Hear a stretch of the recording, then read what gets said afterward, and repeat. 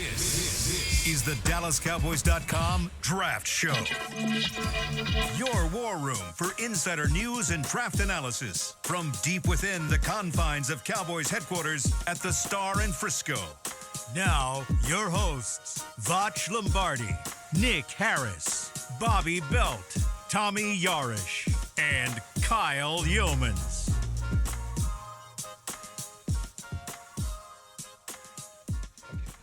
Today is Thursday, February 12th, 2026, and we are 70 days away from the NFL Draft in Pittsburgh, Pennsylvania, officially 10 weeks out. As we welcome you into the Draft Show, presented by Miller Lite, the only beer of the Dallas Cowboys, with Voch Lombardi, Bobby Belt, Tommy Yarrish, Chris Beam in the back. I'm Kyle Youmans. Glad you're with us. Welcome in, everybody. 10 weeks away. It's coming up very quickly. How quickly has it blown by, even from the first show we had here, which was like 103, 104 days out. And now we're 5 weeks down into the show even. It's been pretty fast at this point. And I don't know if it's just because they have the 2 first-round picks, too, that you just feel – because usually you feel like you can send around like just a couple people. Like, even once you do the initial work, you feel like, all right, there's probably one of these 3 or 4 people that the pick will actually be. Now when you got 2 picks, it's like, I don't know, it could be any one of 15 people now that you got to kind of like do some homework on, some deep dive on. So that's I think that's what's making me feel like it's going by quicker, because I feel like I don't have enough time. Yeah. No, I'm with you. I think that things will become a lot more clear combine and after. And granted, you're getting close to the day anyway, so yeah, Tommy, that's obvious. But I think the combine is such a thank you. I think combine is such a big event and such a big data point to where it really starts to narrow down a lot of these guys. And we've talked about on the show how some of these guys don't stack until after the combine. And I think you could say that maybe some NFL teams operate the same way in the sense of they have guys stacked, but it's a bigger mover in terms of the numbers that come out of it. So always. Intrigued by that and excited to get there in a couple weeks here. You learn so much there too, whether it be about medicals, you learn about character stuff, you learn about who came out of an interview process with like, oh, didn't like that answer. I mean, there was A.D. Mitchell, I know, got taken off the board of some people because of combine interviews. And the way it was like, okay, that was the last bit of information we needed. So stuff starts crystallizing a little bit, and so that's a big help for it. And also, it's just, I think you get the whole league in the same city for the same work, and naturally you start hearing chatter about things, about how the league feels about people, and you're like, oh, we're really behind on that. Like, I think one of the things that felt like pretty consistently everybody had Jermod McCoy above Mansour Delane. Yeah. The more you're getting out of these all-star games, you're starting to see national media, all of a sudden it's like Delane above McCoy, Delane above McCoy, Delane above McCoy, because I think you're probably reflecting what the league is chattering, which is Delane will go first. Mm-hmm. Yeah. If we get to the combine and Jermod,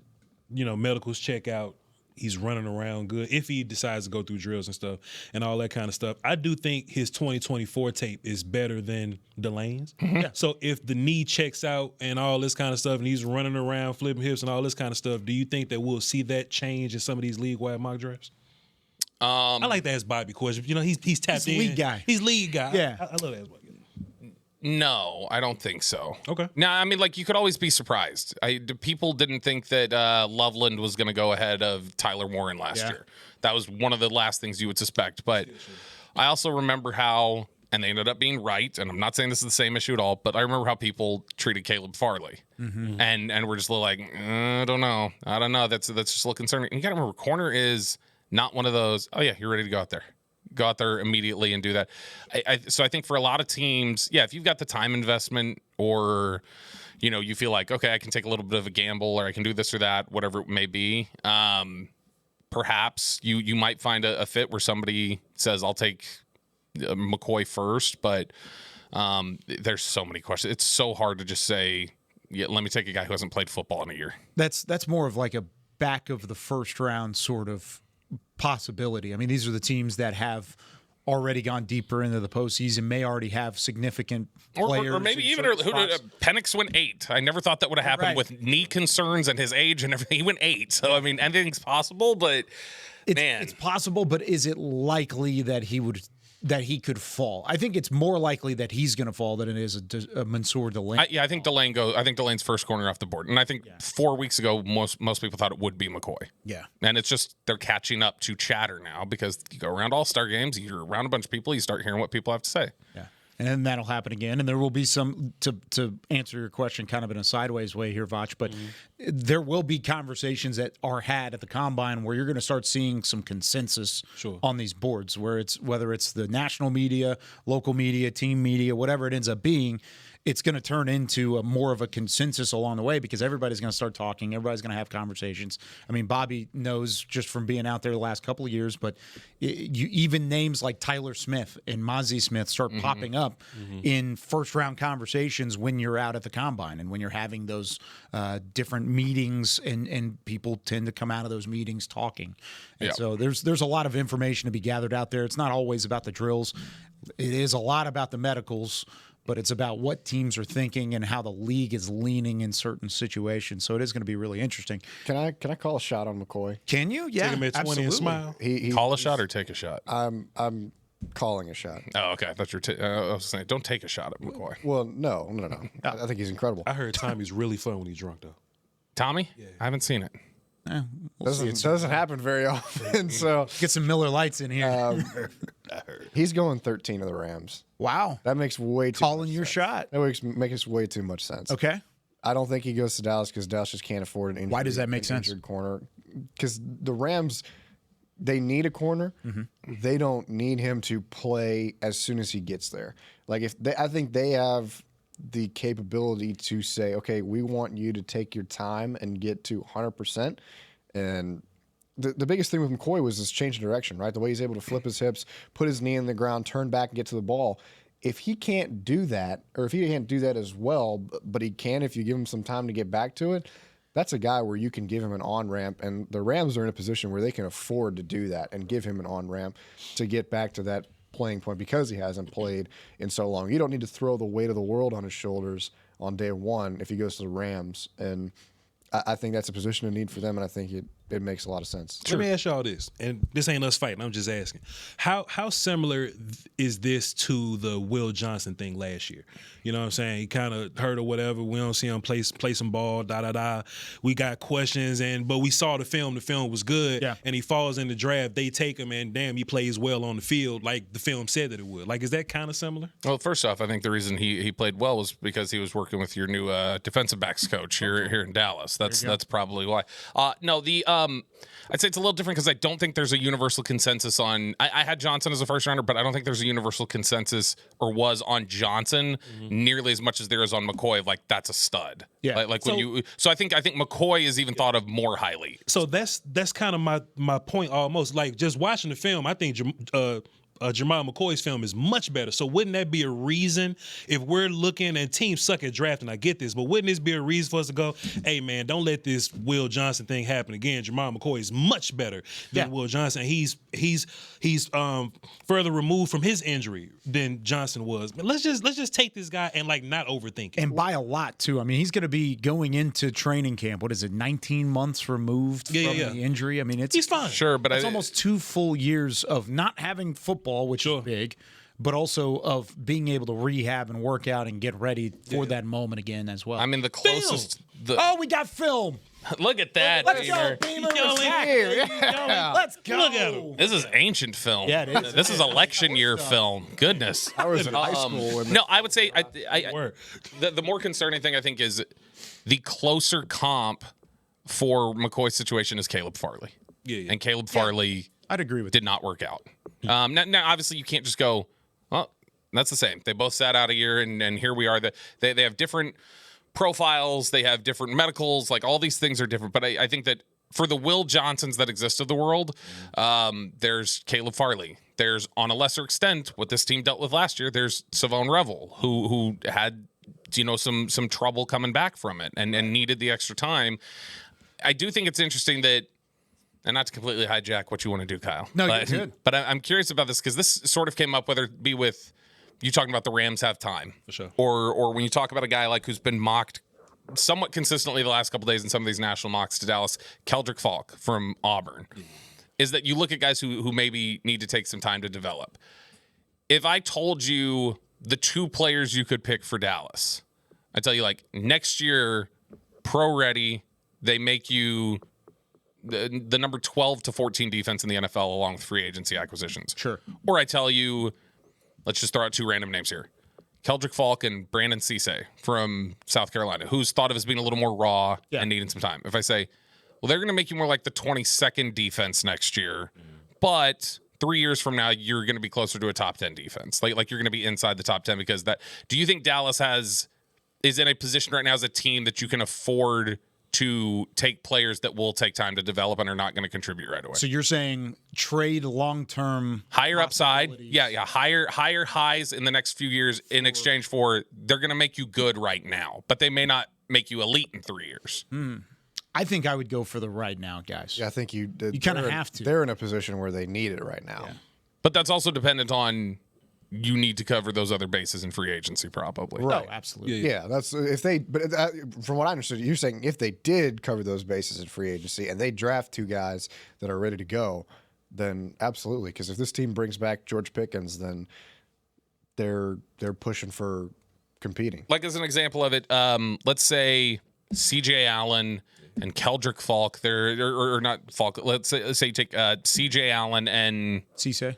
Mesidor. Okay. Mesidor and Allen. And they won't go with those spaces. But you to go, Mesidor's pro ready. He's also 25, but Mesidor's pro ready. You feel like CJ Allen's pro ready. Maybe he doesn't have like this tremendous wild ceiling versus saying, okay, I go out and get Jermod McCoy and I get Keldrick Falk, who may end up projecting out to being really great, but they're not doing much for me in all likelihood right now. Yeah.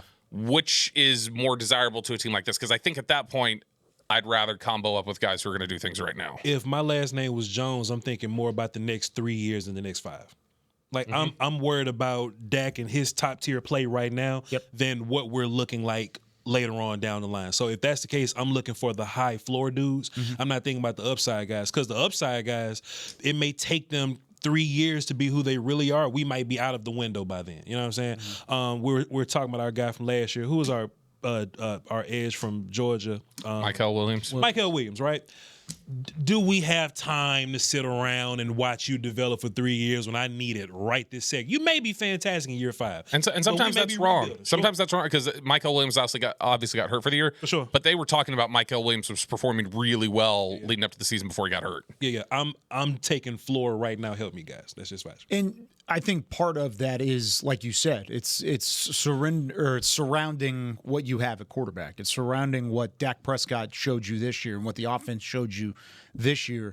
These picks are going to tell you exactly where the Jones family is leaning and the front office is leaning in that sense, because we're going to look at the 2 names, and Bobby just provided a couple great examples. We're going to look at the 2 names at 12 and 20 and immediately turn around and say, okay, this is a win now move. Yeah. Or this is a, okay, draft and develop type of move. Yeah. That's going to set you up and maybe give you some pieces in 5 years. Yeah. But at the moment, you can't necessarily plan for 5 years down the line. You got to win now. Think about what, especially with the offense you've got. Think about what the Cowboys going through now with drafting Booker last year and drafting Guyton 2-3 years ago, whenever it was, right? Like, all right, man, we're going into this season and tackle is a question. Hopefully Guyton makes another jump. None of us are worried about year 2 Booker. None of us have a concern. Year 2 Booker about to go and whoop feet. It's going to be great. And he going to get bigger and stronger. And we're like, hey, man, if Guyton... He's going to be Tyler Smith on the other side. He's going to be other Tyler Smith. And we're like, hey, man, if Guyton do some more yoga and stretch and box in the rain a little bit more, then we hope that he'll be, you know what I'm saying? The box in the rain. And on that point, Tyler Smith, when he was drafted, was thought of being a guy who it's going to take 2 to 3 years, and he was ready to go. Sure. So it also just sometimes how we look at them as being raw and moldable clay. Sure. These teams may go, nope, we know the work ethic, and that's why the combine and everything else is so important. The way they study is they go, no, we know enough about them as students to know they're going to pick it up. Yeah. To be fair, I do think Guyton's going to be fine.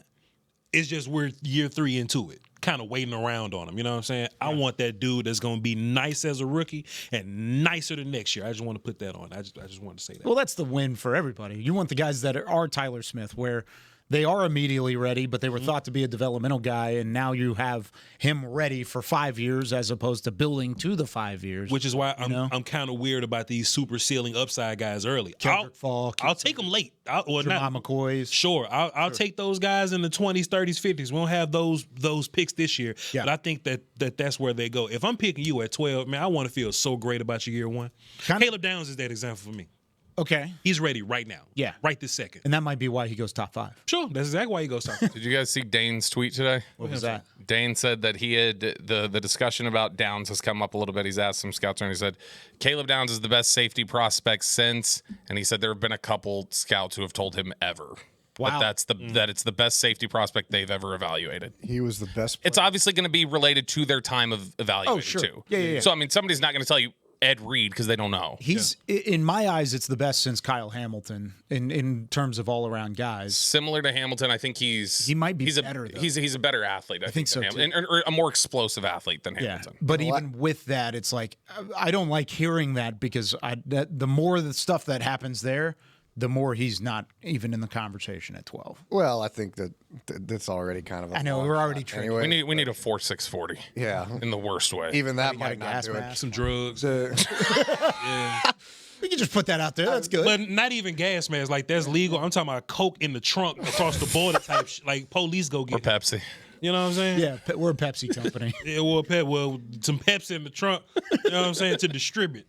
You know what I mean? We need something drastic to have. They're going to fire me as Can't cool. talk about this. Or just show up to run your 40 in a hoodie like James Pierce did, where they're like, all right, Yeah, great. run. Love it. get it together. What I was going to say about Downs is that I think every single game he's played in over the last 2 years, he's the best overall player on the field. Like, just straight up football player. I mean, there are so many guys that you watch every year that's just like, you know, you can get into the ins and outs of, okay, yeah, he's got a good bend or, you know, good change of direction.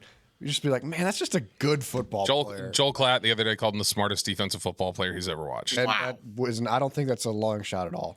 I think I've said this on the show before. What I go back to was when he was a true freshman and they signed him at Alabama, and Nick Saban in the signing day press conference is talking about him and already throwing out like, yeah, he might be the best we've had since Minkah Fitzpatrick. Like, for Nick Saban to do that about like a true day one. freshman who hasn't played a snap for you, that says a lot. That's wild. 319 prospects invited to the NFL Combine. The official list is now available on NFL.com if you want to go check it out for yourself. Couple names that didn't make the list. It's mostly the normal names that we've all kind of been talking about on the show, but some of these guys that I thought were kind of surprising. How about Jaden Ott, the running back out of Oklahoma? I know, Bobby, you've kind of heard and seen some things on Jaden Ott previously. Why would he not get an invite after a strong showing at the Senior Bowl? So, I mean, I think there is some of this too, that when you get somebody like Jaden Ott, or you get somebody who, for instance, if they want to know about certain people, right? So if you feel like during the All-Star game process, during the fact that he's been to a couple of different programs, if the league generally feels like they've got a beat on the things they need to know, then I think it's just not as much of a priority for them. And so, and look, there have been times that you've gotten guys who weren't invited to the Combine and people around the league have been upset. This is not the NFL's property technically. They're partnered up with it, but this is Jeff Foster and this is National Football Scouting and this is their thing. Yeah. And so it's just like Senior Bowl. Senior Bowl invites who they want. And that's something that they will try to invite people that the league wants. That's what they'll do in general. But also at the end of the day, they make executive decisions. So in terms of at the end of the day, why they didn't want Ott there, could just be a stack to the running back position and recognizing we're only going to devote this to a few people. But I also think it's the fact that you got a guy who's 23, 24 years old, has been through Cal, he's been through Oklahoma, he's, had a couple different spots, and teams probably were not clamoring like we got to find out more about him, that they've got a handle on him. It reminds me a lot of the Ja'Cory Krosky-Merritt situation last year, because Krosky-Merritt didn't get a Combine invite either. Yeah. Because he obviously didn't play, and Ott barely played for Oklahoma, thankfully. I did not want to see him against Texas. But that's what I thought of when I saw that, is if Krosky-Merritt didn't get it, then I would be very confused as to why Ott, who, not the same situation, but similar in the sense of you didn't really see him a lot on the field last year, didn't get him on the field. Okay. And that might be why I was confused about it, because if anybody was a decisive running back figure in the draft because of his production in 2023 at Cal, dealt with some nagging injuries in 2024, and then this past year at Oklahoma just never got on the field, period, whatever it may have been there. All of that kind of led to me thinking he would be a combine invite just to get more information. But, Bobby, you bring up a good point about how he's been at 2 major programs. He's been to the Senior Bowl. Maybe these teams already kind of got what they need. Yeah, because that's the thing. I mean, if you've got, all right, he was at Cal. He was at Oklahoma. Then, all right, you've already got 2 area scouts with their connections who have talked to people at every team. You did get him at Senior Bowl. Like, you've got these various connections where before they even get to the combine, and this will happen a lot more with guys who transfer programs now, but I would imagine a lot of teams felt like we've already got 3 people on our staff who have connections to places that he's been or have seen him or whatever, and we've gotten an idea from those programs, and it's a consensus at this point. So we don't necessarily need to find out more about this. If we need something else, we'll bring him in for an interview. Right. Interesting stuff. Some other names that stuck out to me, and stop me if you want to talk about any of these guys specifically. Mark Gronowski, the Iowa quarterback, who was a standout at the Shrine game and was a big talking point there. Tyron Montgomery, the John Carroll wide receiver, who we talked about quite a bit during Senior Bowl week. Noah Thomas, Georgia wide receiver. James Brockermeyer, who we interviewed on the Senior Bowl coverage for the draft show. That Miami one's surprising. center. That one's surprising to you? Yeah. Landon Robinson, who had a great week at Shrine Game as well. Navy defensive tackle. David Blade Jr., defensive tackle out of Miami. Jaden Duggar, Louisiana Lafayette.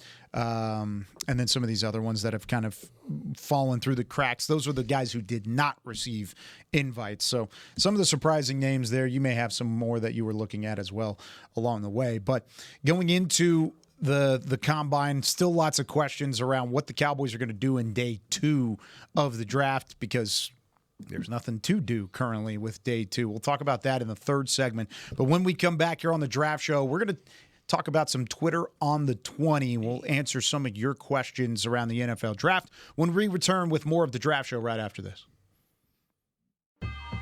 Life is a workout, and Smoothie King is here to help you power through. Whether you're maxing out overhead presses, pushing through chest flies, or being the hero your golden retriever needs to carry them over that scary bridge, Smoothie King has the fuel to help you go all out. Build muscle and boost your recovery with 45 grams of protein, 0 grams of added sugar, and delicious customizable ingredients in the Gladiator Smoothie. Available in chocolate, strawberry, and vanilla. Only at Smoothie King.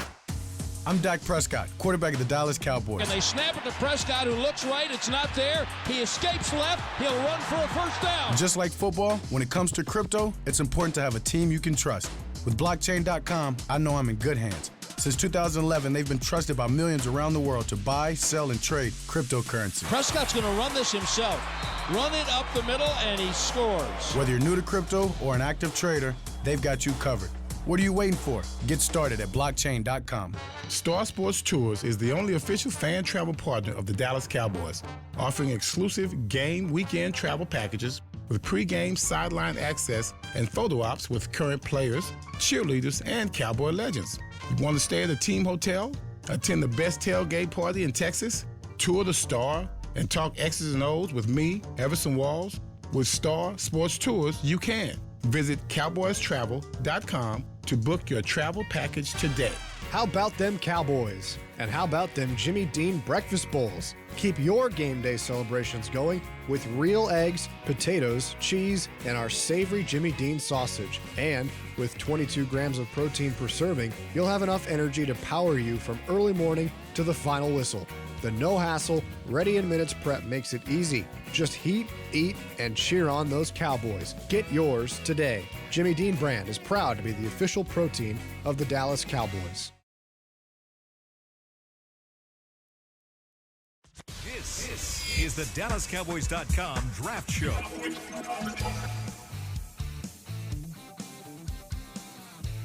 Back here on the draft show presented by Miller Lite, where we just learned that Tommy doesn't know who Freddie Mercury is. That's that really incorrect. hurts. That's inaccurate.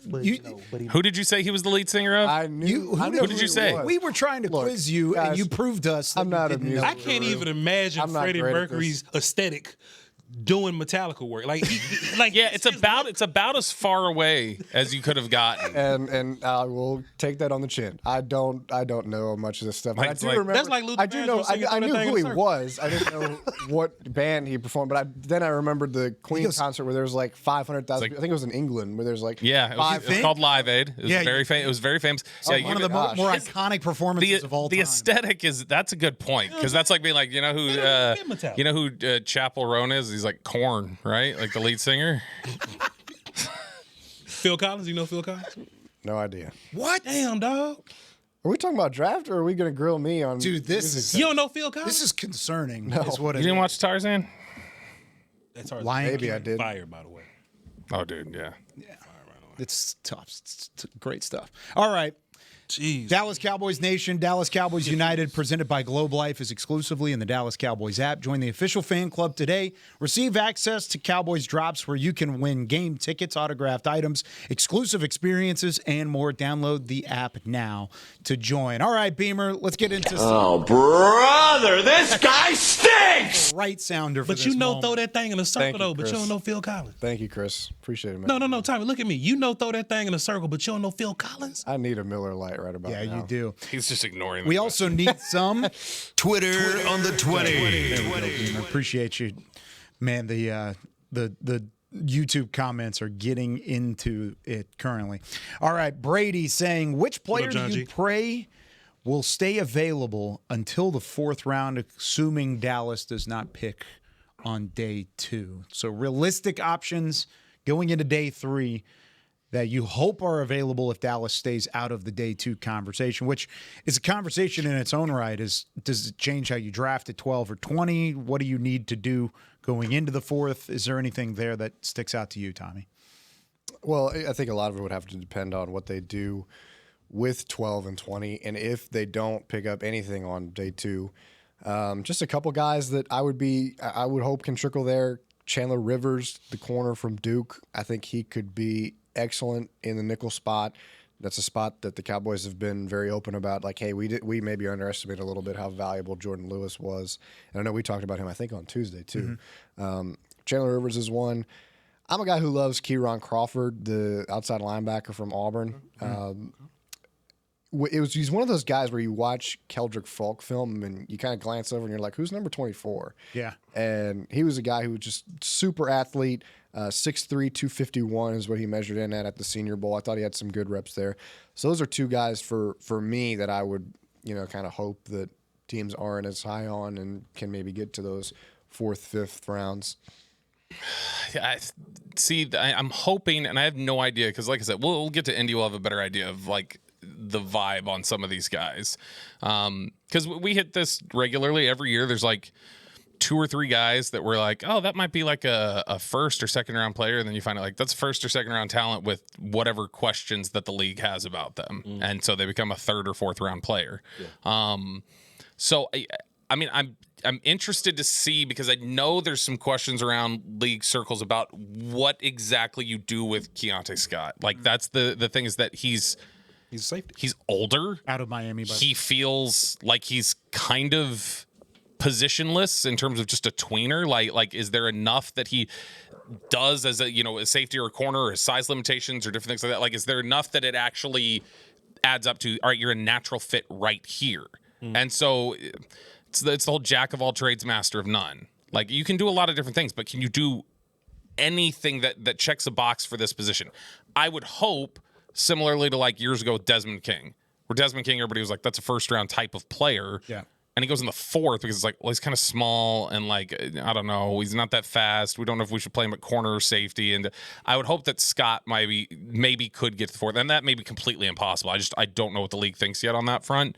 But Scott is the one guy that I would look at and go like, maybe you can find him as just such a anomaly that they let him slide. I got some pass rushes that I got 3s on. They're not complete guys, but I would hope that they're around. Derek Moore from Michigan, I like him a lot. Zion Young probably go earlier from Missouri. I think teams probably like him a little bit more. Josh Joseph's pass rusher from Tennessee, I like him. They're not complete guys, so they could fall, but I don't think that they will. But teams suck at draft, you never know. Let me ask y'all this about a player that everybody I asked, we just kind of been all over the place about what y'all think about Jake Goldie, linebacker from. He'll go before then. Before then? Yep. Okay. Yeah. No. He's. Is that a hope thing or? That's a. I mean, yeah, you'd be hoping. Yeah. I think Jake Goldie from Cincinnati. He's gonna go probably second round. I've heard some people have 4s on him. Brian Broad's got a 4 on him. Drew Fabiana's got a 3 on him. Voch Lombardi got a 2 on him. So if you all over the place like that, boy, I really hope teams would really suck at drafting and have him like fall like all the way out of there, and that'll just be like a hope for me. But it probably won't happen. To me, the guy he kind of reminds me of just from like a athletic profile, size, various stuff like that is Drew Sanders.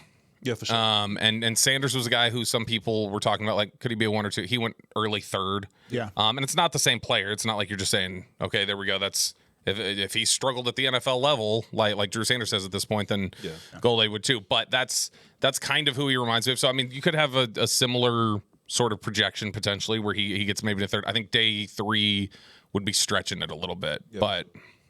And where did you say you had him, Voch? Voch got a 2 on him. He like a 1-2-7 for me. Okay. Like a late second for me. Yeah. Interesting. But teams suck at draft, so you never know. Kind of along the same lines of what we talked about last week, but with a different spin on it. King Cobb wants to know, who are your I'd be sick picks if it happened at 12, but you'd feel differently and feel better about it if it happened at 20? Are there any guys that kind of split the difference? That's hard. That significantly? Hell yeah, I got 2 names off the rip because I seen them in mock drafts. Okay. Colton Hood, cornerback, Tennessee. Don't like it at 12, but you'd be cool at 20? Daniel Jeremiah mocked him at 12, and I cussed. But I'll take him at 20, no problem. You know what I'm saying? And who was my other man's?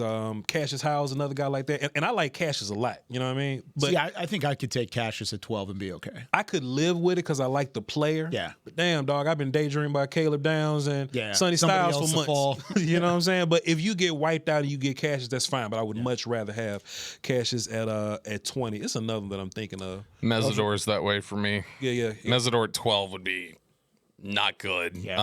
Coach, you fought for me. I was about to say Folk. There's so many guys that you look at, though, who whenever I'm looking at a certain player, I'm like, would not take him at 12. Don't know if he could get to 20. Yeah. And it's that. But that's kind of how I mean, it's every draft, really, like no matter where you're picking. But there's so many of these guys that because it's not really just a draft full of what feels like studs at the top, where you're like, ooh, one of these studs might really fall to us at 12. Then it feels like there's a lot of guys that I feel here that like, in a normal year, I'd want to pick them around 16. Yeah. And so there's just so many players. I'm like somewhere in that range. So I think most of the players, if you don't get somebody to fall to you at 12, most of the players are guys that I might feel a little awkward about at 12, but better about at 20. That's also why I think you should investigate, when we've talked about trade down stuff, why you should investigate 12 as the trade down pick and not 20. Not 20. Yeah, if you go to 12 to 18 or something like that and pick up an extra pick. I say this too, Jamal McCoy. Like, I'm kind of phony. Like I love his film, but with the knee issue and all this kind of stuff going on, if I take him at 12, I'm like, yeah, I got a good dude at 12, man, but I don't know about the knee. I'm kind of, scared of the knee stuff. But if I take him at 20, I feel like I got a steal at 20 or whatever. So that's just another. That's the first time I've heard anybody talk about that, Bobby, but I agree with you. And if they are going to trade down a pick, don't trade from 12 or from 20 to 25 or something like that and pick up less value. Yeah. Stay in the same realm where you're picking anyways and go from 12 into the late teens. Yeah. All of a sudden, you're picking up a top 100 pick possibly, and you're talking about a day 2 selection and the same crop of players that you're ultimately going to. I feel more like dropping from 12 to 18. That I'm more likely to be looking at similarly graded players there than I am from dropping to 20 to 26 or something like that. I feel like there's a better chance that, well, now I'm kind of picked over a little bit. And then being able to have 2 picks that close together, 18 to 20, you can kind of maybe game plan a little bit easier about, all right, here's the board. This is what we're looking at. And also, I mean, the way draft charts work, 12 is significantly more valuable than 20, and so the points can add up easier to get people to move up there. You get a bigger jump, and it's easier to add those picks. And what could be really interesting here, and this is just me spitballing looking at the draft board. Every year it seems like, and it happens after the combine, so we'll see who it is this year. I have a feeling of who it's going to be. Somebody falls in love with a quarterback. Yep. I think it's going to be Ty Simpson from Alabama this year, where somebody's going to get him up there. Somebody's going to fall in love with him. Atlanta, maybe. And you look at the teams that are behind Dallas. You've got the Rams at 13. Could they be thinking for the future for Matthew Stafford? Maybe. You've got Minnesota at 18. Are they already going to bail on J.J. McCarthy? And the Jets at 16. Who could always use a quarterback. They could always use a quarterback. So those are three teams that you look at and you say, okay, do they love a guy like Simpson enough to be willing to jump up in front of LA? Because LA's 13. They're right behind Dallas. So if they want a quarterback, they don't need to necessarily move. But if teams are trying to move up, is that a scenario where then 12 becomes something pretty valuable and maybe you can get a little bit more than you would just because you know a team is trading up for a quarterback? So just a theory. I still think it's going to be McCoy at 13 for I think that Rams, makes a lot of sense because I don't know if Ty Simpson's still, if anybody's going to fall in love with him enough to go to the top 10 and pick him. Right. And there's a lot of teams in the top 10 that don't need quarterbacks, period. Right. So you might start that conversation at 13, and if that's the case, then 12 is the pick to get if that conversation even begins at 13, like you're talking about. I just pulled up a random mock draft here just to insert names into the conversation of 12 to 20. These are some of the names that came off the board between 12 and 20. Jordan Tyson, wide receiver, Arizona State. Keldrick Falk, edge out of Auburn. Kenyon Sadiq, the tight end from Oregon. Mekhi Lemon, wide receiver, USC. Avion Terrell, corner from Clemson. Peter Woods, defensive lineman, Clemson. C.J. Allen, linebacker, Georgia. And then this specific mock draft had the Cowboys taking Cassius Howell, edge rusher from Texas A&M. And then Simpson was the first quarterback at 21 outside of that. So those are names in a pool. I would be cool at 20 with any of those names in any scenario. Sure. But you've got a chance. In this one, they had the Cowboys taking Sonny Styles at 12. And if you're telling me you've got Sonny Styles at 12 and then Cassius Howell at 20, I think that would be that's a slam dunk. It's pretty good. Now, what if I could tell you? Never mind. I'll wait on it. I don't want to burn up all. I'm looking at trade down scenarios now with 12 that I'm trying to see if they make sense. But I think there's one that makes clear sense. This is an interesting conversation from Big J. What's up, Jay? Said, with reports saying Trinidad Chambliss is being denied his other year of eligibility, which that's an ongoing legal battle. Year that 8, I think, right? Yeah, something like that. The back and forth between like his legal representation, Ole Miss's legal representation, and then the NCAA and some of the other governing bodies. If he has to declare for the draft, which he technically has not yet, correct? Mm-hmm. He's still fighting the lawsuit. He's still trying to fight the lawsuit, and that's why he didn't get a combine invite. How does that affect the draft if he does declare, speaking to your conversation about quarterbacks and somebody falling in love with a guy like Trinidad Chambliss compared to some of the other QBs in the class? Well, what's going to be tough about Chambliss is if teams aren't able to see him until 30 visits, if he does declare, what I would think is if a team is like, do we have enough on this guy? Like, do we know enough on him? Have we had enough tape that we can bank on? Because he's only played 1 year at the SEC level, if I'm not mistaken. This you're right. His first year. So is that something that we'd be willing to spend such a high luxury, high capital pick on? Mm-hmm. In Chambliss's case, I don't know if his stock gets any higher than it is right now. I don't know why he didn't just declare for the draft. I mean, NIL is the thing. Sure, NIL is the thing, but with the college football playoff run that he had, I mean, I think he moved up people's boards pretty significantly. Is it round 1 type move? I don't know. I don't think so. I wouldn't put a first round grade on him, but I think that he has moved up enough to where he can make himself some significant money and probably find a spot in the NFL maybe on day 2. So it's an interesting case, and it's going to be interesting to see how it plays out. He was, it's funny, as you're bringing this up, I was looking at Twitter, and there's a literal clip from like 20 minutes ago. I don't think it was this morning, but they've got a video of Joe Judge testifying on why Trinidad Chambliss should get another year to this judge. And the judge is like, he's going through his like analysis of why, and the judge is telling Joe Judge, like, you got to slow down. I can't understand like what you're talking about here. And so they're like actively trying to figure this whole thing out. And he said that he absolutely deserves the extra year. Chambliss he's interesting because obviously the limited experience, the way he played down the stretch, and the way that his whole career split. Because it's Fair State for several years. He gets to Ole Miss. He performs the way that he does. He's an older prospect. There's so many things to wonder about with him that it's a risk. Because if you don't get it, if you don't get that extra year of eligibility, and this is dragging on, and you can't be eligible till a certain point, that's tough. I think for NFL teams that would have a bunch of questions about him, where it's like, well, I didn't get the chance to answer any of them. Yeah. And maybe it is the case that he looks at it and goes, maybe he knows already, just from talking around, what NFL teams think of him. Yeah. And maybe he knows that there's not enough I can do to push myself up here to walk away from the potential money that comes with being the quarterback at Ole Miss in the era of NIL. I can make more money for my long-term future by staying here and being a $4 million SEC NIL quarterback or whatever it is than I can taking a risk at the NFL. Where would you have him in the draft? Just based on, maybe not complete film study. Yeah, I haven't a complete study yet, but I mean, just kind of early on and given the profile and watching a little bit of him, 4th or 5th, probably. 4th. That's where day 3 sometime. Yeah.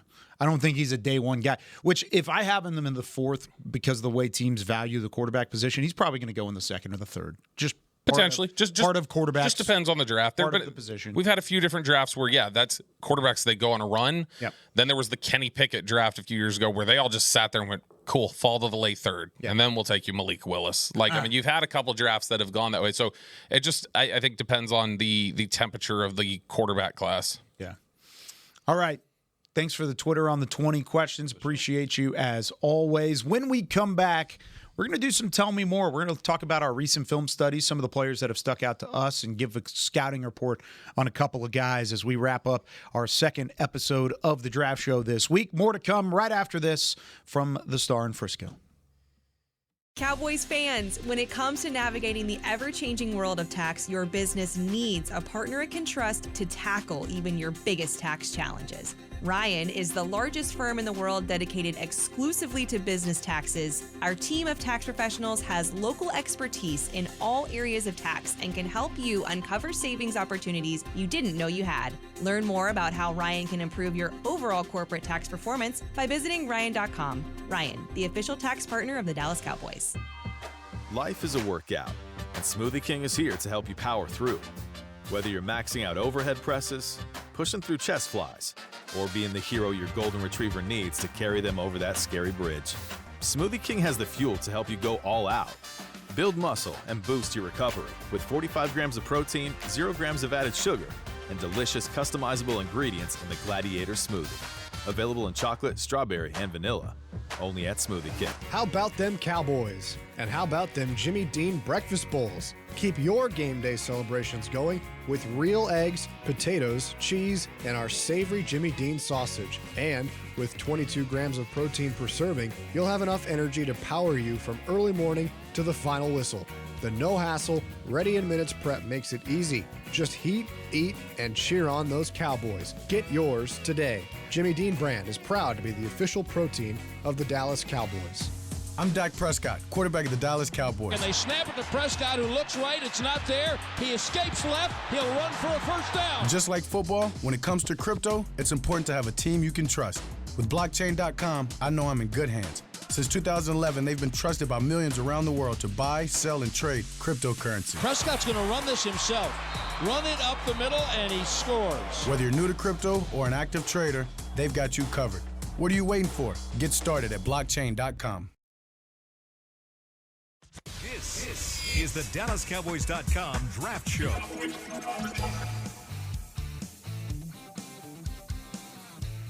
Stoic with me. Back here on the Draft Show, this segment is brought to you by your Texas Ford dealers. Ford is the best in Texas. Auditions for the 2026 Dallas Cowboys cheerleaders open March 13th. Don't miss your chance to audition for America's Sweethearts.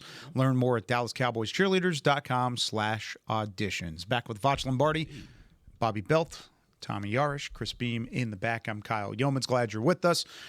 Okay, guys, I want to go through as many scouting reports over these next 15 minutes as we possibly can. Voch, I'm going to start with you. Yeah. Who's your favorite player you watched over the last couple of days? Last couple of days. Favorite study, and break him down for me. Tell you what, it wasn't Deontay Lawson, linebacker from Bama. Wasn't Freddie Mercury's lead singer from Metallica? Nah, man. No, sir. He was I don't like you, man. He was definitely Kenneth Murray to me. I tell you what, let's turn this into a thing. Okay. This is an archetype that I have a hard time with every single year. The productive run past you wide receivers. You know what I'm saying? To where their big game is I run past you and I play for Tennessee. So Chris Brazzell, the second, which is different than Chris Brazzell Jr. somehow. I really like his size and the fact that he can run and he tracks the ball really well. He has really good hands, catch radius, all this kind of stuff. But I really have a hard time when I cut on your film and your big thing is I run past you. You know what I'm saying? I like route runners. So if you look at my board, all of my route runners tend to go to the top, like my route runner yak guys or whatever. But Chris Brazzell, when you watch him, he's not going to beat you with a bunch of nuance as a route runner or anything like that. I don't even think they run a whole bunch of routes at Tennessee in general. He runs slants or goes or outs or whatever. It's a problem. That's a huge problem in general. And that's been the case there. Shoddy talked about it in June about Joe Milton. He said Joe Milton comes from a scheme that put him behind in college. Wow.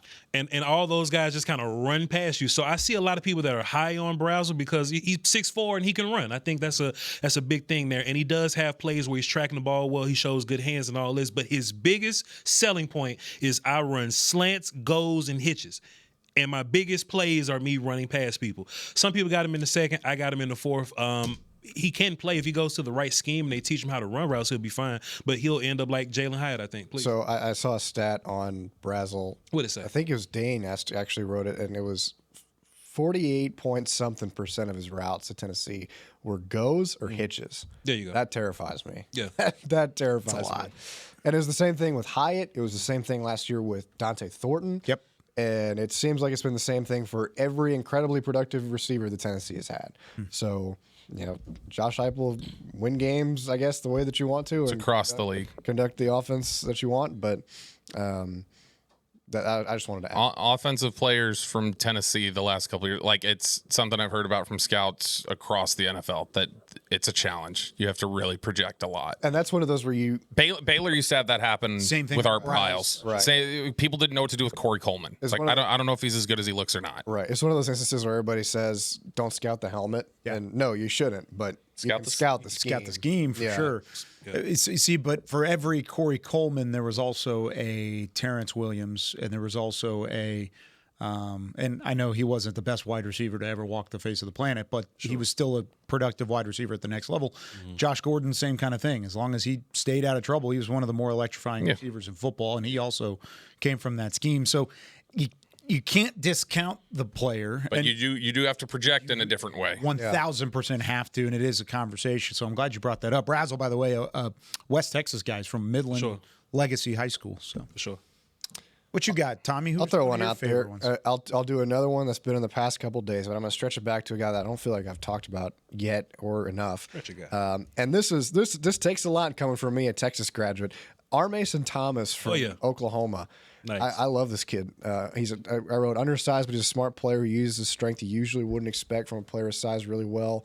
Still struggles at times to anchor. What did I do? Nothing. It's all Voch. No, I ain't saying that. Struggles at times to anchor against bigger linemen, but as a pass rusher, he's quick off the line. He can use his speed to beat the opponent, close on the quarterback in a hurry. He closes really well. Yeah, he does. One thing that folks near the program rave about, his ability as a closer late in games, being able to finish games, step up in those big moments, hit those big sacks when you need them.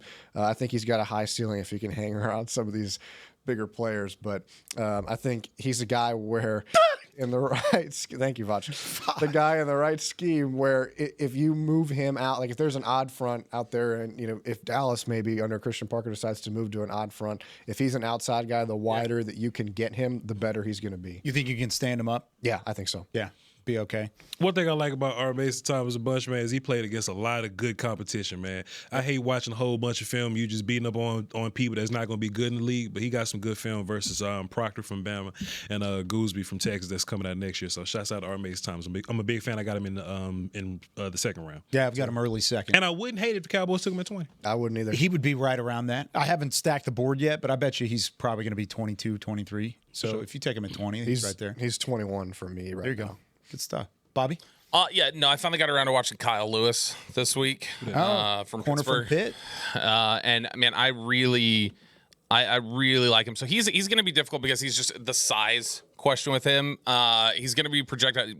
He could be probably linebacker or safety, like a run and chase will or just a safety. Coverage skills are really nice with him. He is a really fluid athlete. I really like the way that he plays in coverage. The biggest problem with him is he tries to run around blocks, like in the run game. He's not good at getting off of contact. It's one of those classic, you get your hands on him and he's finished. Like that's it.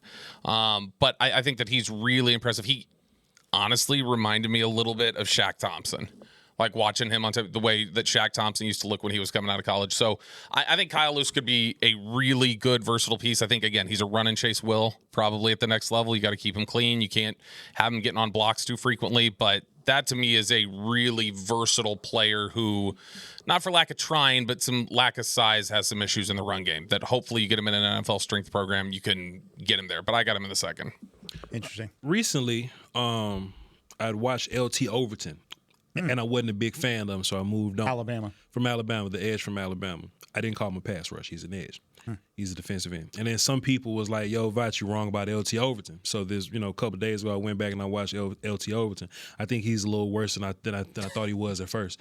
I'm not good with these guys that don't have plans, or they don't really have tools, or they got arm length and don't know how to use them, or they don't really put together counters well. They run down the middle of people. They get lost in the run game type stuff. I think he can stack and shed really well. So I think he got to be in a certain scheme. Like he's got to be in an odd front, like 5-tech type guy, 4-eye type guy, where he's just kind of, stacking guys up, reading the run and getting off the field on third down. And then I went back and watched Senior Bowl stuff, and I just, come on, man. I want you to dominate these small school dudes at the Senior Bowl, and he kind of really did to me as well. So I rewatched LT Overton, and I wasn't a big fan at all. Somebody I did like that I watched was Sam Hecht, the center from Kansas State.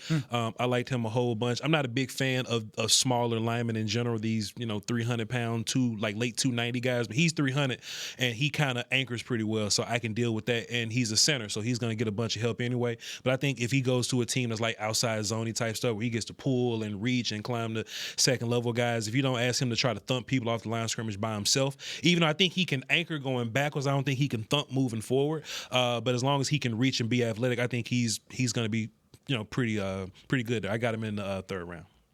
Okay. Throw another one at you. Mike Washington Jr. from Arkansas, the running back. Yep. You and I have been talking about this for I watched him a yesterday. couple weeks. Yeah. And at the Senior Bowl and then going back and watching some of his film, I don't think the Senior Bowl class of running backs there wasn't like a guy above the top, in my opinion, at least. But I thought Mike Washington was probably closest to it. 6 foot 228. He's faster than you'd think for that size. I think he moves really well, gets to his top notch pretty early in his carries, finishes through the end of plays. And what stuck out to me was his best college production came in the SEC after he played at Buffalo and New Mexico State before that. So 3 years at Buffalo, 1 year in New Mexico State, and then he explodes and has a breakout season in the SEC. Yeah, he was tied for the best in the SEC with 6.4 yards per carry. That all sounds well and good. He had 10 fumbles. Yep. Damn. That's the big problem. Yeah, it's a problem. That's the big problem. But if you can fix that, I think you got a solid player in Washington Jr. from Arkansas. I agree with you. I think the way that he's a physical running back with a plan. You talk about these edge rushers with a plan. You can tell he has a plan with his vision and his patience behind the line of scrimmage. He runs behind his pads, quick accelerator north to south. He's not really an east to west guy. He's not a lateral mover. He has a one-cut ability, and then that's it. That's one of the knocks that I had on him. But he's one of those guys that's willing to take on contact. He's willing to pass block, willing to run defenders over. And you talk about the ball security. I think it's as simple as just a mental mindset. He's so worried about what next is in front of him that he's not worried about the ball. He's got to worry about the ball a little bit. There was one run against Texas that he had, broke to the outside, went all the way down the right or the left sideline after a cutback, and he had the ball in his right hand the whole time inside the field of play, and you're almost asking him, like, just switch hands, switch the ball, flip sides, get to the ball to the outside toward the sideline. And he never ended up doing that, got pushed out of bounds. Nothing happened on that play specifically. I think it was the first play from scrimmage in the game against Texas. But you got to find a way to switch hands when you get there. And if there's 10 fumbles, then there's something going on there from a ball security standpoint. I have him in the 4th, but I wouldn't be surprised if I would see him go day 2, late day 2. I just can't put anybody who had 10 fumbles crazy. Yeah, it's a lot of fumbles over the course of a career. So, yeah, I'm gonna push him to the 4th, but I think he's a really good running back. Okay. What you got? Let's get it out. Let's get it out of the way. What are you going to talk about? Because I know I've just been waiting on this because I know I'm going to have to fight over it, and I'm going to have to be accused of being a homer the whole time. Okay. But I always have, I feel like, one quarterback in the class that I'm like way higher on than everybody else. I don't even watch quarterbacks. Don't do it. You know what I'm going to do. Don't say it. Okay. All right, Garrett Nussmeier okay. is no. This is that Marcus hat. Not the one I'm wearing right now, but I'm wearing the Marcus hat all the time. Yeah. Who'd you think I was going to go with? Pavia. No, God, no, stop that. That's what I was worried about. No, stop it. That's why. Where do you The Cam Scataboo of quarterbacks. Where do you have him? Where is he at? great Hey, comp. he's still. That is a great. Where is he at? Yeah, where's he at on your board? I don't know. Undrafted. Burger King? I don't know. Where like serving fries? Like whatever he's going to be doing. I don't know what it is. It's not going to be football. That's not it. Nope, that's not what he's going to be doing. No, I think Garrett Nussmeier is just so. And look, Beam with the video up there. He is in desperate need of the right context for some of his struggles. Absolutely. I think what you're talking about in terms of just natural ability to throw the football and rip it, and watching him work through his reads and some of the touch and placement that he showed on tape at LSU, I think that he has a real chance to be that quarterback that goes a little bit later than, 3rd, 4th round, whatever it would be. Yeah. But ends up having a really nice career, or becomes the guy that pops as a Pro Bowl type player down the line, where it's like, man, we kind of missed on this one a little bit. He is undersized, but if you want to just talk about the most natural looking quarterback to me, the guy who, when I stand there and I watch him read a defense and I watch him throw the football, sometimes he doesn't make the best decisions in the world. He'll get a little cocky. He'll get a little overconfident, but man, I think that there are some really special NFL throws on his tape, and some of the athleticism you see right there, like him, being able to move a little bit with his legs. Obviously, the son of Doug Nussmeier, somebody who understands the quarterback position and has understood it for a long time, reminds me a ton of Romo. Watching him throw the football, it looks a ton to me like Romo. So I think Nussmeier, I'm way higher on than everybody else, and I went back, I was watching him again some more, and I was like, man, there's context here of just how rough things were at LSU as well in the end, and things that went down with Brian Kelly. And I don't know that Brian Kelly was a great fit for him. I agree. That I'm a big believer in Nuss, and I think a bigger believer than what his NFL selection area will be. I would agree with that. I think that there's a lot left there. I don't think he's played his best football yet. What really concerns me is some of the decisions that he made. I know you touched on it, but there were some very poor, just like kind of, what are you doing? What are you thinking here? Yep. Kind of throws that he had this past year on tape. That's the biggest concern for me. Is I'm fine if my quarterback gets a little cocky and says to himself, I can make any throw on the field. I'm good with that. If I get interceptions from that, I can live with it. But if there are some like just blatantly obvious situations where it's like you cannot throw this football, in this There are some on the tape. There are a lot of those on the tape. That's what concerns me. But in terms of just throwing ability and the moxie of a quarterback, absolutely he fits. I mean, going back to his high school days, you think about the saying with him was, if you want to win, let Nuss spin. And I think that there can still be some of that. But I think there's a lot of work to do, and it's going to be really important for him to find the right staff to be able to develop him and get the most out of that. And high second. You said high second? High second. So would he be QB2 on your list, QB3? Yeah, probably 2. I have him at 3. Right now it's Mendoza then Nussmeier. I have Mendoza, Simpson, and then Nussmeier because I'm really high on him as well. And it's the same thing that you guys are all talking about. He had 17 interceptions in 2 years, which is a high rate of interceptions. But when you look at the tape, it's not for a lack of deciphering. It's not for a lack of reading coverages. It's just plain confidence and overconfidence is what it ends up being. If we just tallied up over their tape, Mendoza, Simpson, Nussmeier, if we just tallied up the number of throws you see on tape and you go, holy cow, Nussmeier's probably right there over them, to me. Yeah, in command of the offense is what I wrote. great understanding of the playbook, how to read coverages, quick release. I love the release. He gets it out of his hand really quickly. Solid arm talent, velocity on his passes. He's a tough runner. He's durable enough despite maybe a lack of size. He's just 6'1", so that's going to be a concern for some teams. Other teams, it probably wouldn't be. It's not a concern for me. He had 7,700 passing yards and 52 touchdowns over 2 years as a starter. Tough. 52 touchdowns. So even with the high interception rate of 17 over 2 years, he still had 52 tutties to go along with it. He's a tough kid, man. Yes. He is a tough kid. And I think that's the type of guy you want leading your franchise, leading your football team. I couldn't agree more. I think he is one of the guys that people are overlooking a little bit, but he should go. I have him in the early third. I have a high third-round pick on him. But there's a gap between him and Simpson. Simpson's a late second round guy, and that's the only difference I have. If I start hearing, because we'll hear about stuff that happens during the interview process and different things like that. If there's some additional context that comes out that makes me feel even better about, would you put him in the first? I might. Wow, I like him. I really do. I think he'd be a great player for anybody. I want to go back to this film that we're looking at here. Did anybody else just see 6'6", 330-pound Caleb Banks drop back into coverage there? 6'6", 6'7". Lined up at the one tech spot, and he just drops back into the middle. Well, that's the problem. He don't know how to play D-line. You know you don't like him? He don't know how to play. He don't know how to play his position. Some people are like supernaturally gifted and have no clue what they're doing. I think Banks is a firm example of I'm big as hell and I can stand and rush and all this kind of stuff. But my pad level is weird. My hands are weird, and I can't read runs. I think that's the thing. It confused Arch that much. Oh, Watching guys like is. Caleb Banks drop into coverage. That's why they struggled so much with What Florida. school is that? I don't need to remind. Oh, that's Nussmeier. I don't need to remind. Was you that? of that? I thought that was Banks at some other school, but that was just some more Nussmeier. Look, now we got some Banks tape. Yeah, this Look is at Banks this. tape currently. Here's some Banks. Okay, Yeah, I was yeah. looking down here. I'm true. Oh, I was like, I was looking at the chat. You're looking at the old YouTube. Like I'm looking at the delay? chat. Yeah. I Chat. always read the chat. I'm with you on Banks in the sense that off size and strength alone, he's really good, but he's going to need some molding for sure. Yeah, he's going to have to grow into it a little bit. What round do you have him, Tom? He can't grow much more. Off size and strength alone, I've got him in the second. I have him late second. Hey man, I'll let y'all overdraft him. It's all good. Where do you have? Well, I'm not drafting. In the trees. In the trees. In the trees. With Pavia?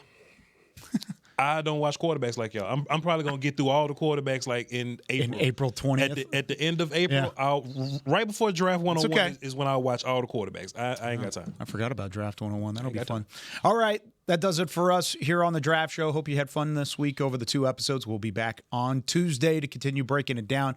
Now less than 10 weeks away from the NFL Draft. For Voch Lombardi, Bobby Belt, Tommy Yarrish, Chris Beam in the back, I'm Kyle Youmans saying so long. See you on Tuesday with more of the Draft Show.